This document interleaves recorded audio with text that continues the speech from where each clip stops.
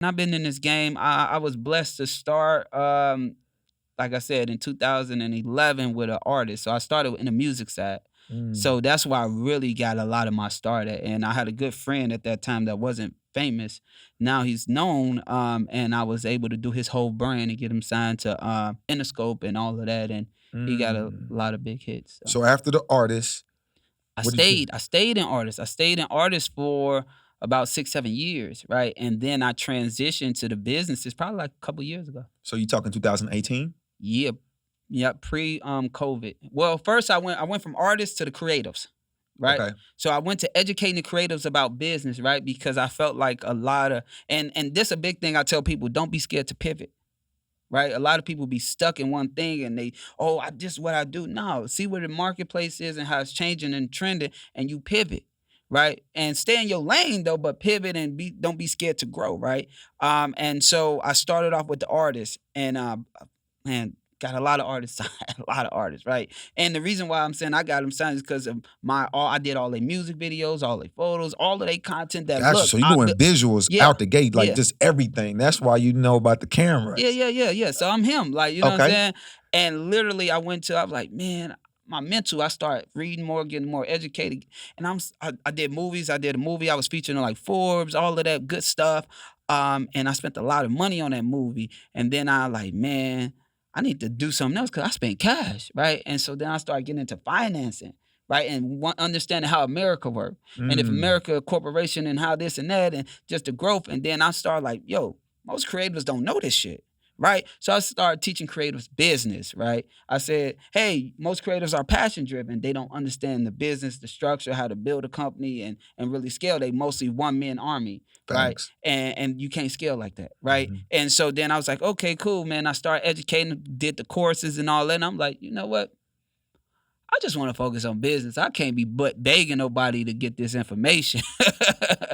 I can dig it. And then we start focusing on businesses, and we were just like ahead of our time. And then when COVID hit, every business we just seen they really needed the internet, and we was there to help.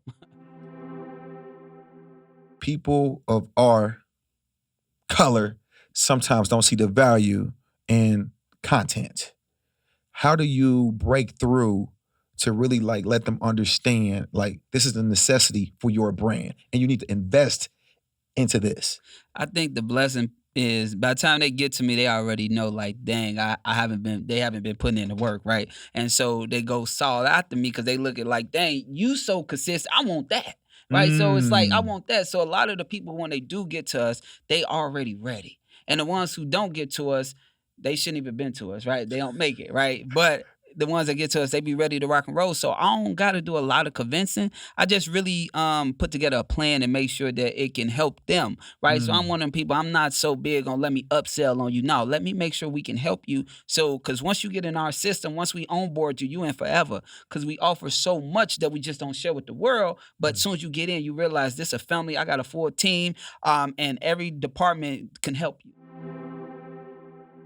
Without overwhelming somebody, what are some of the first steps that you take somebody that's a potential client that is needing you? They understand that their social media is weak.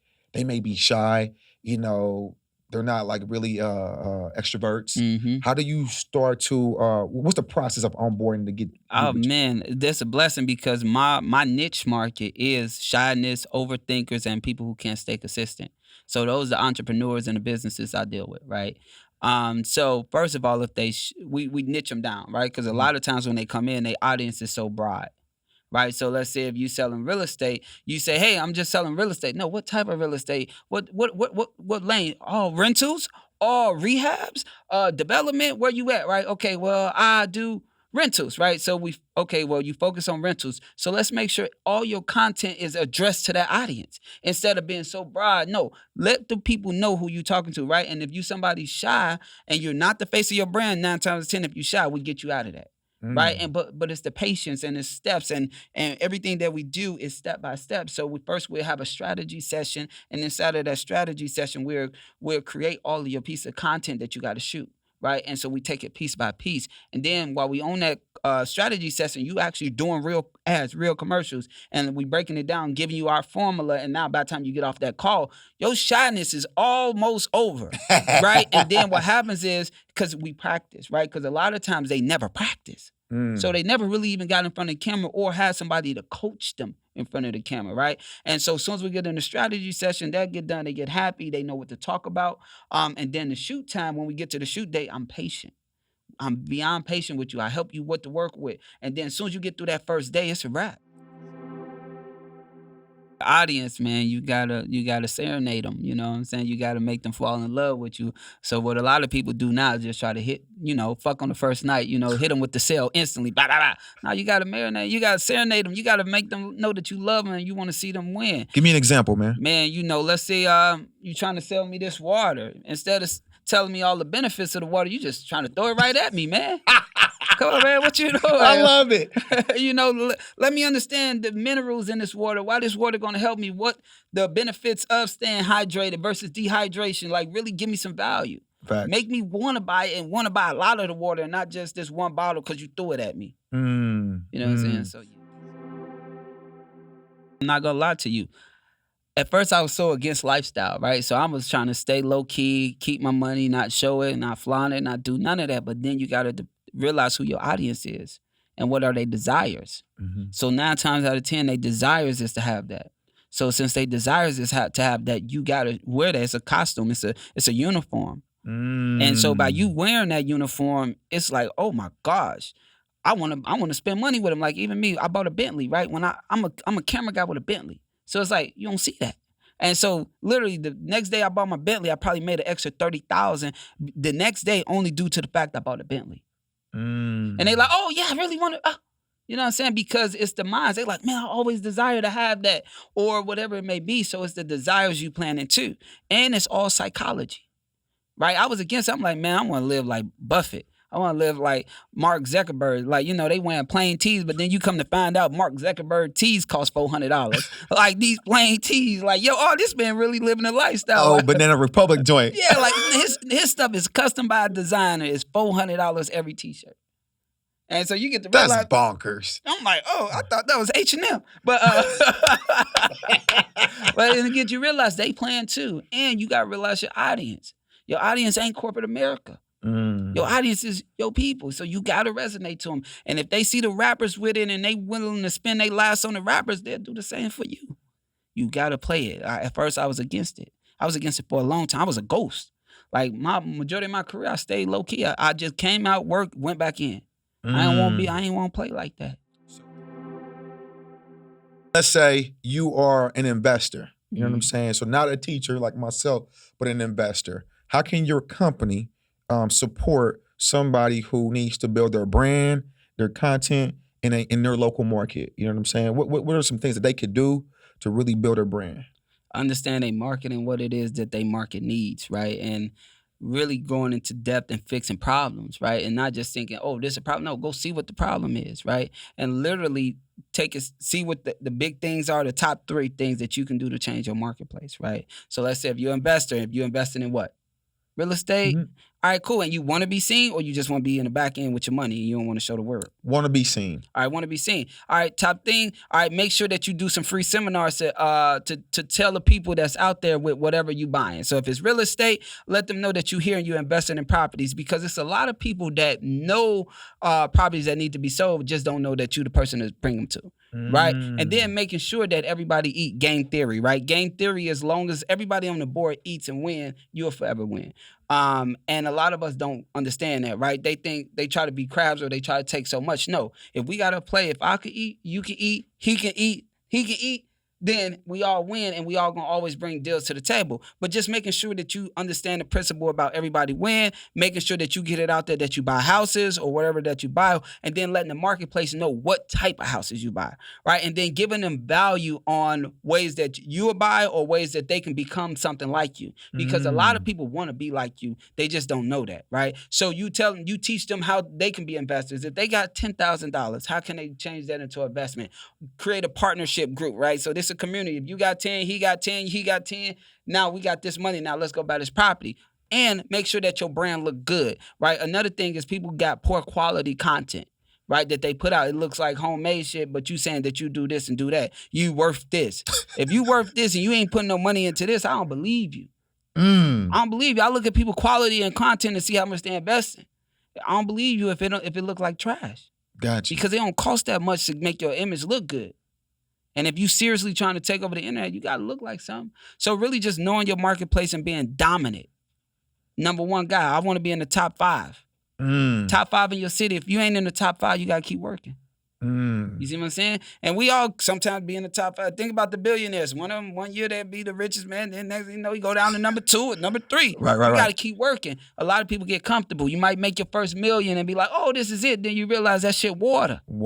That shit, I've been there. That shit go. I made my first million in 2016. That shit was water. I didn't realize that. I'm like, oh, we up. Yeah, all right.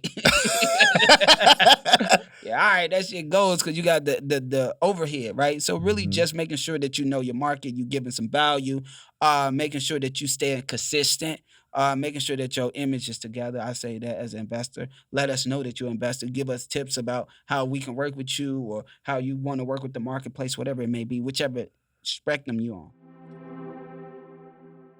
I just watch billionaires and study billionaires, and then you get to realizing you got all of the same features as them, except for you ain't white and you ain't have hundreds of years of knowledge pre to this date. That's the only thing, right? So it's like ain't nothing special about none of them. Like nothing special. It's just they came up at a time where the competition wasn't as the same, and they was privileged and they had the knowledge, right? So we first generations, right? So we just now finding the knowledge. I read 60 books a year, so we just now finding the information. The information really be in these books. A lot of this stuff that people sell are regurgitated. You see what I'm saying? But us as minorities, we ain't looking in these books. We ain't reading them. We don't want to take the time. I'm reading. When I'm waiting on you, I was finishing up a book. You know what I'm saying? So that's what we got to do. We got to keep educating. Our brain is a sponge. We got to keep putting it out there so we can keep growing and scaling. And we got to know our goals and where we want to head to. What are your top 3 books? Man, for starters, it depends on what level they are. I feel that. For an entrepreneur that's starting. Of course, you already know top 1 is. You know that. Rich Dad, Poor Dad? You know that. You know that. Okay. Because how he break it down and he let them translate. Then they go from, I think, Rich Dad, Poor Dad to probably The Richest Man in Babylon. And then I think they should go to like Compound Interest. And then probably... I don't hear people say that a lot, but that's a good one. Yeah, I think and I think they need to go to Never Split the Difference. Like, you know... he just put me on that. Yeah, he just put me on that. He literally just bought it for me. Yeah. That's the book. Yeah. Negotiation. A book, right? Yeah. All right. So that was saucy. I like that. I like the way you went there. Give me some advance. For somebody that's hit, let's just say they're doing a good 6 figures a month. Oh man, it depends on what they selling, right? So I think you should study books that's in your niche market and stay, cultivating your brain. Understood. Let's talk about offers then. Offers, man. Sell like crazy. Some Brian Tracy, The Psychology of Selling. Let's see. Of course, some Grant Cardone 10X rule type stuff. Or never sold and not be sold. Sell and not be sold. Some Gary V and all that. I think those. I could dig that. If we talking about offers and stuff like that, and then back to Never Split the Difference. Man, at the end of the day, content is king, man. And regardless if you're an entrepreneur or not, or dream to be an entrepreneur, you will always have to be the one to take the risk in yourself. If you don't believe in yourself, no one else will. So invest in your market and invest in your brand, your products, your services, and really always give it your all. Never half-ass it, never give poor quality. Think about something that you will want and you give it to the world. And understand that if you make sure that you helping somebody in the world, you'll forever eat from the world.